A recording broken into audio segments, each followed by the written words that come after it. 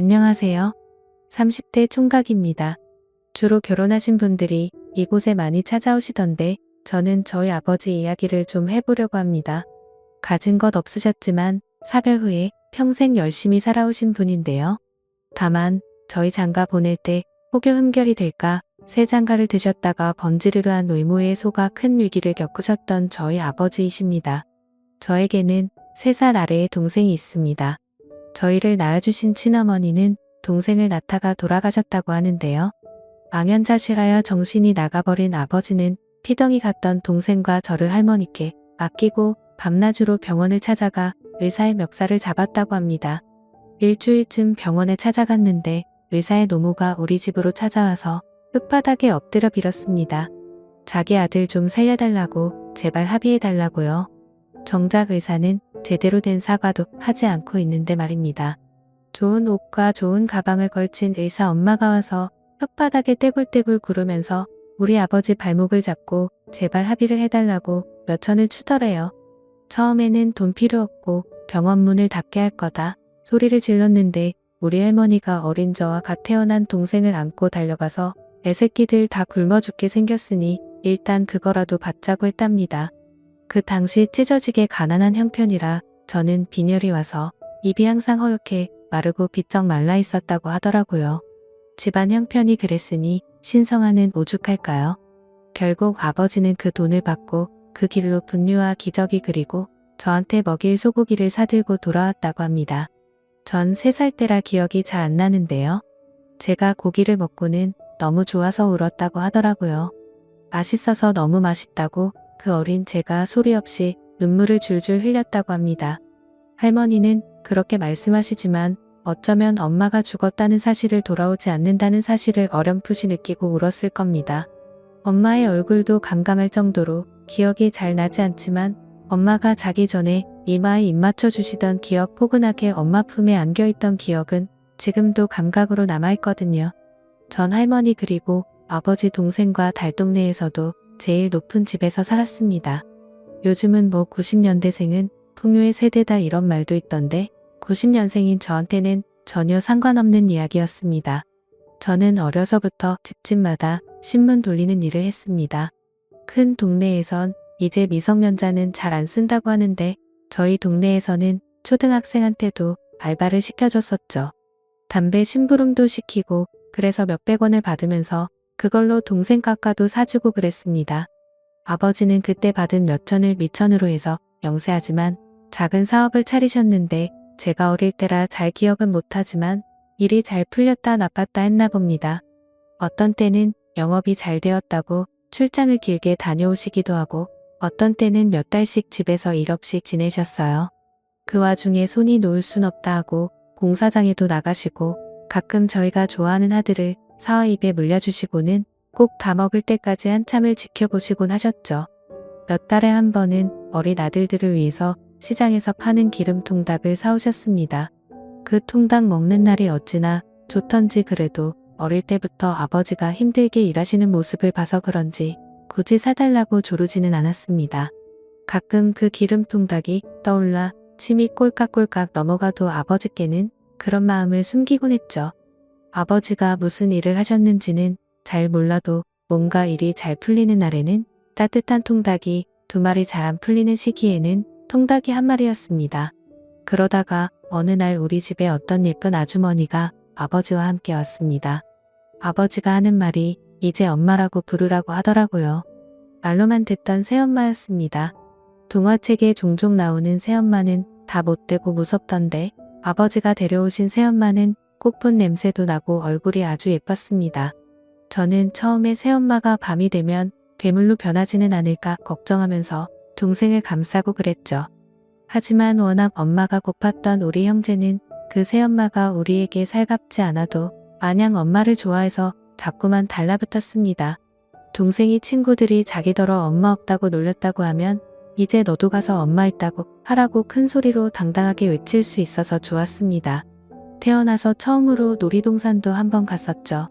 아버지와 엄마 그리고 나와 동생 제 가족이 찍은 사진도 남아 있었습니다.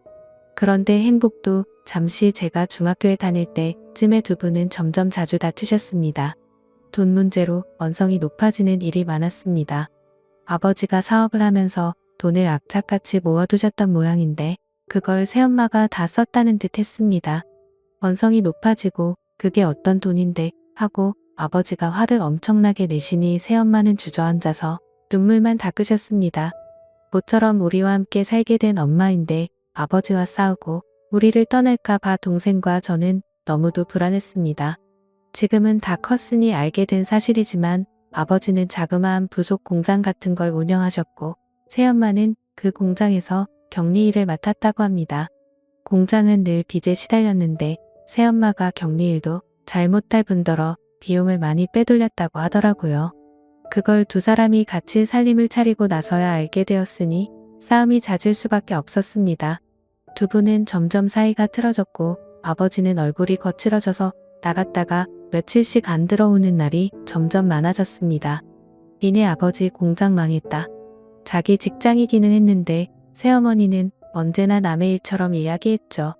새어머니도 점점 더 우리에게 차갑고 무심해지기 시작했고 사춘기 소년들이었던 우리도 점점 집에서 마음이 떴습니다. 불량한 친구들과 어울려서 골목에서 늦게까지 놀고 들어오는 날이 많았고 늘 우리 할머니만 발을 동동 구르며 어떻게든 저희들 공부를 시키겠다고 속을 많이 태우셨었죠. 그러던 어느 날 할머니께서 돌아가셨습니다. 아침에 학교 갈 때 굽은 손가락으로 10,000원짜리 한 장씩을 주셔서 썼는데 동생은 벌컥 짜증을 냈죠. 아 할머니 이걸로 뭐 하라고 문제집 사고 준비물 사면 남는 게 어딨어. 할머니는 슬픈 눈으로 우리를 보면서 할미가 이건 나물 팔고 옥수수 팔아버는 푼돈인데 미안하다 라고만 하셨습니다. 제가 동생을 잡아 끌고 나오면서 할머니를 한번 돌아봤는데 그때가 마지막이 될 줄 알았으면 좀 더 잘해드릴 걸 후회가 남네요. 장례식장에서 아버지는 해골처럼 바싹 마른 몸으로 말씀을 하셨습니다. 사람의 운이란 다 때가 있는 것이다. 이제 우리 집안은 운이 다해서 끝나버린 것 같지만 아직 때가 남아있을지도 모르고 언제 기회가 올지 모른다. 할머니 보내드리는 거 너무 죄송하고 서글프지만 정신 차리고 밝게 살자. 아직도 다 쓰지 않은 운이 남아있다고 생각하자. 네 아버지 알겠습니다 하고 있는데 옆에서 새엄마가 소주를 훌쩍훌쩍 마시더니 콧방귀를 끼더라고요. 새어머니는 이제 슬슬 나갈 생각이었는지 매사에 얼굴이 짜증이 가득했습니다. 다른 남자라도 생겼는지 아버지가 집에 없을 때면 그제서야 웃으며 자기야 여보야 하면서 다른 사람과 통화를 하기도 했죠. 두 사람 사이의 애정은 어느덧 부질없이 사라져버리고 불쌍한 우리 동생은 할머니에 대한 죄책감에 자꾸 게임만 하는 시간이 길어지더니 어느새 문을 닫아 잠그고 방구석에 틀어박혀 폐인이 되었습니다. 저는 고등학교를 졸업했고 성인이 되었지만 대학은 진학하지 않았습니다. 빨리 취업해서 아버지를 도와드리고 싶었어요. 어릴 때는 이 정도까지는 아니었는데 집에서 매일 말라가는 아버지는 마치 중병 환자 같은 몰골이 되셨습니다. 그리고 자꾸 고열이 나시길래 병원 예약을 잡아드렸었죠. 그런데 그날 새벽 일이 터지고 말았습니다. 몇 시간만 더 지나면 병원에 가실 수 있었는데 종합병원 예약을 다 잡아놨는데 아버지가 새벽에 목이 타셨는지 일어나서 물을 드시고는 화장실에 들르시다가 휘청 쓰러지신 겁니다. 퍽 소리가 들려서 놀라 달려왔는데 아버지는 욕실 타일에 쓰러져 계셨습니다. 옛날식 주택이라 바닥 문턱은 두꺼운 콘크리트 문턱이었고 문턱에 찌은 머리 뒤에서 피가 흥건하게 흘러나왔습니다. 울고불고하며 구급차를 불렀죠. 새엄마도 놀라 울부짖고 집안이 아수라장이었습니다. 그렇게 아버지는 다음날 아침 건강검진이 아닌 응급실 환자가 되어 새벽부터 병원으로 들어가셨습니다. 겨우 검사를 했는데 청천벽력 같은 소식이 들리더군요. 제가 보기에도 평소 아버지가 몸이 안 좋으실 거라고 생각했더니 루푸스라고 불리는 자가 면역질환 환자라고 하더라고요. 주로 젊은 사람들이 걸리기는 하지만 아버지가 그동안 계속 피곤해하셨고 얼굴이 검어지셨다가 몸에 뭐가 났다가 하는 증상들이 다 루푸스의 전조 증상이었을 거라 하는데 참할 말이 없었습니다. 루푸스 자체로 죽는 질환은 아니지만 면역계통에 이상이 와서 자기 세포를 죽이기도 하는 병이라고 어떨 때는 백혈구 수치가 줄어들기도 하고 어떨 때는 신장에 이상이 생기기도 하니까 평생 약을 먹으면서 관리해야 한다는 말에 가슴이 무거웠습니다. 그래서 머리 손상은 어떻게 되었냐 했더니 의사가 하는 말이 출혈이 너무 심했고 뇌 손상도 왔는데 루푸스 때문에 상황이 더 악화되었답니다. 평생을 낮은 지능으로 사셔야 하고 루푸스 약은 또 별도로 먹으면서 치료를 해야 된다는 겁니다. 게다가 간 수치도 몹시 나빠져 있었고 신장도 손상되어 투석을 받아야만 했습니다. 희귀 난치성 질환으로 비용 부담을 국가에서 상당 부분 해준다고는 하지만 그래도 없는 형편에는 자기 부담금도 버거웠습니다.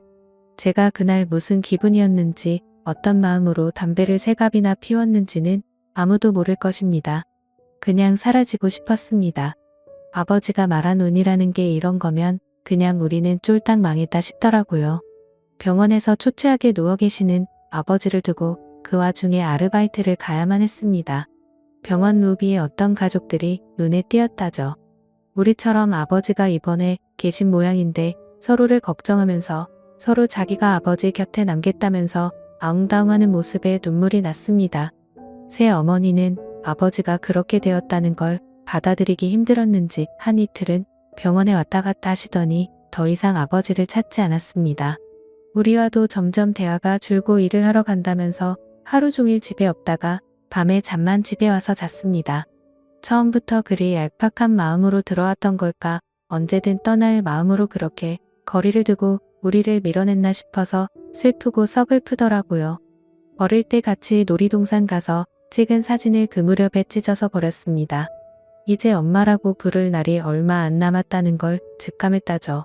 동생은 방에 틀어박힌 지 너무 오래된 중증 우울증의 사회성 부족이고 유일하게 아버지를 정성적으로 보살피고 케어할 수 있는 건 나인데 낮 시간에 아버지를 혼자 병원에 두고 나오려니 팔이 참 안 떨어지더라고요. 심지어 그런 와중에 군대 영장까지 나왔습니다.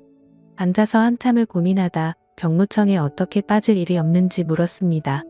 사실혼 관계에 부인도 있고 고등학생 동생도 있고 아버지가 당장 돌아가실 만큼 위중한 상황은 아니고 그래서 할 수 없이 입대를 할 수밖에 없었습니다. 군대 가기 전날에 새엄마가 그러더군요. 사이가 틀어져도 남편은 남편이니까 잘 보살필 거고 당분간 요양병원에 있을 테니 걱정하지 말라고요. 그 말을 믿은 제가 바보 멍청이였습니다. 그날 마지막으로 아버지를 보고 동생에게 인사를 하고 혼자 훈련소에 가서 입대를 했습니다.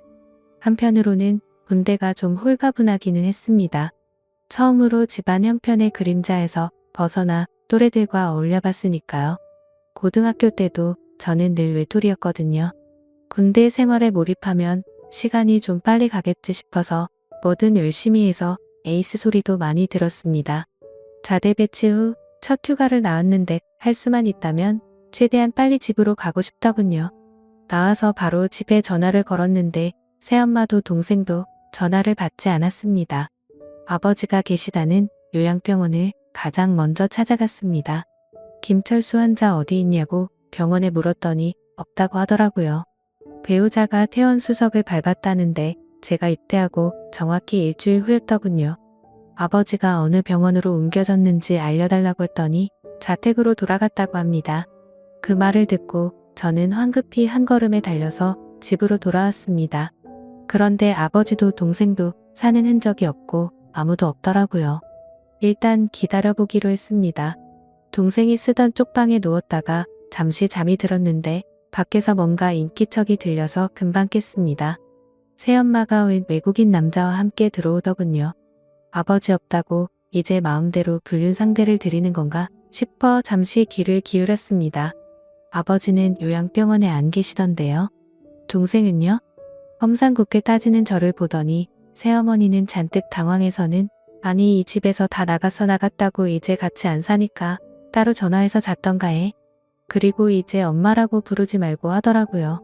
이 집은 어떻게 된 건데요? 여기 우리 아버지 이름으로 된 집인데요. 아버지 지능이 지금 5살도 안 된다는데 혼자 어디로 이사를 가요? 동생이랑 갔어요? 하니까 행설수설하면서 아무튼 지금은 자기 집이랍니다. 아버지가 무슨 각서와 권한을 줬다기에 동사무소 가섰대요. 떼봐요.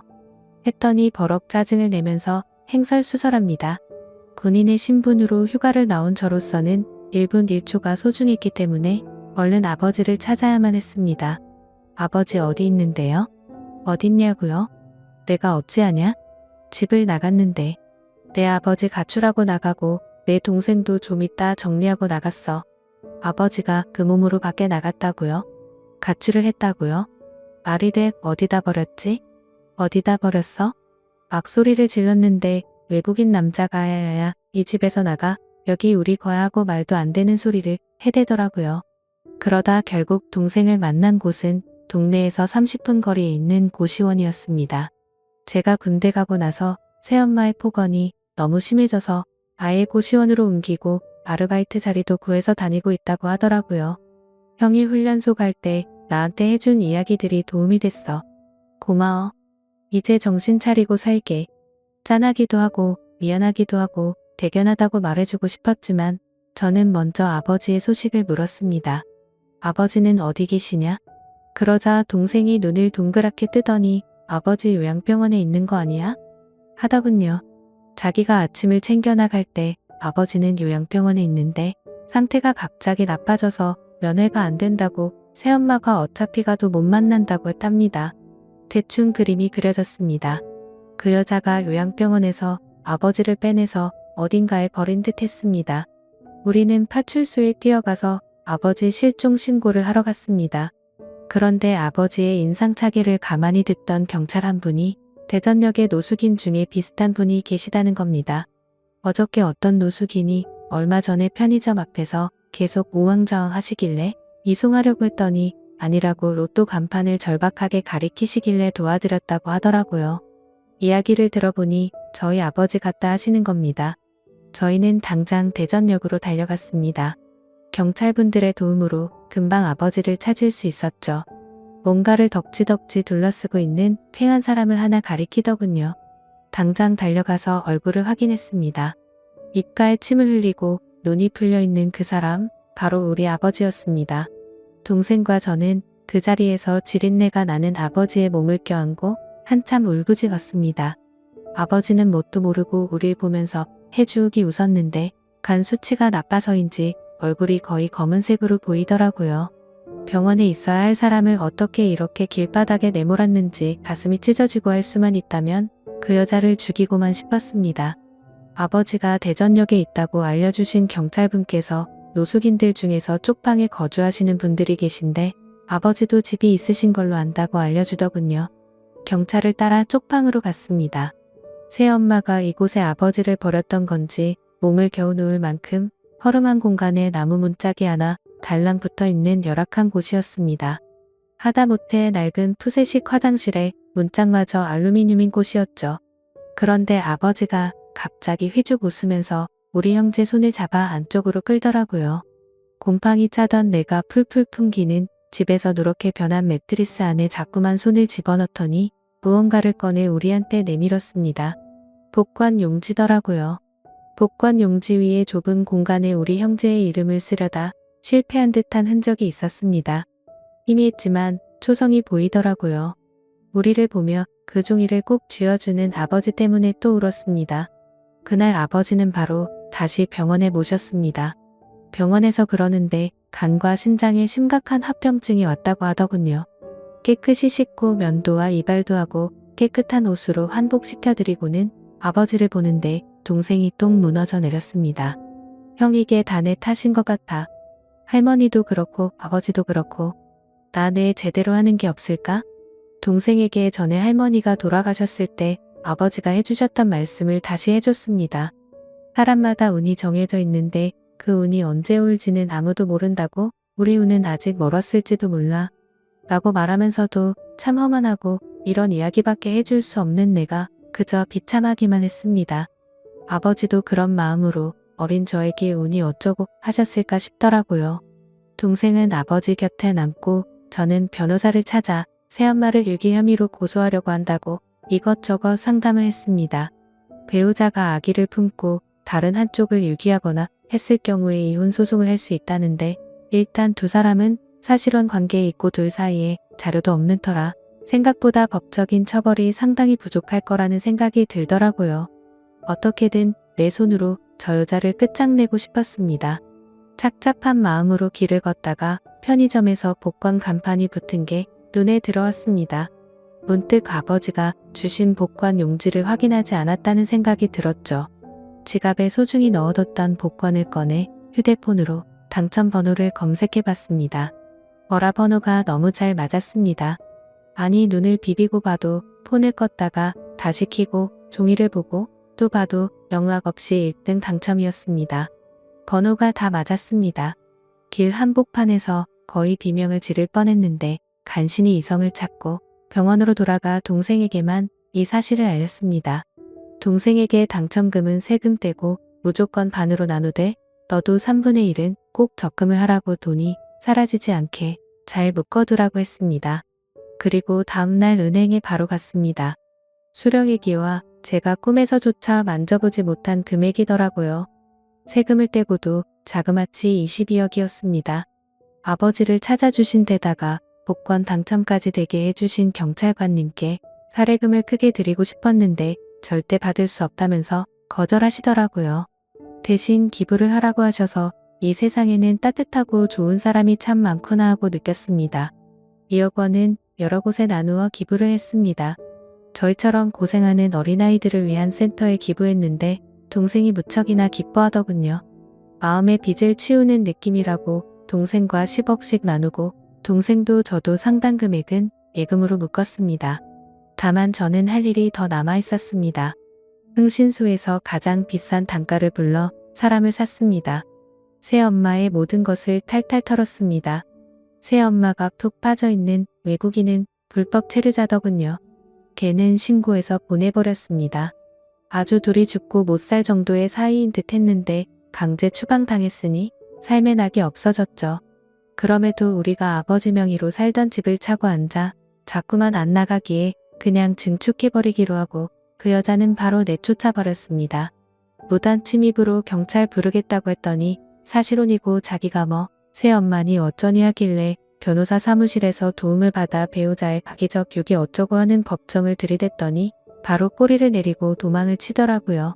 정말 제가 생각해도 지독하게 쫓아다녔습니다. 저는 사치하는 사람이 아닙니다만 최고급 외제 차량 한 대 뽑아서 아침마다 그 여자가 사는 고시텔을 앞으로 찾아갔죠.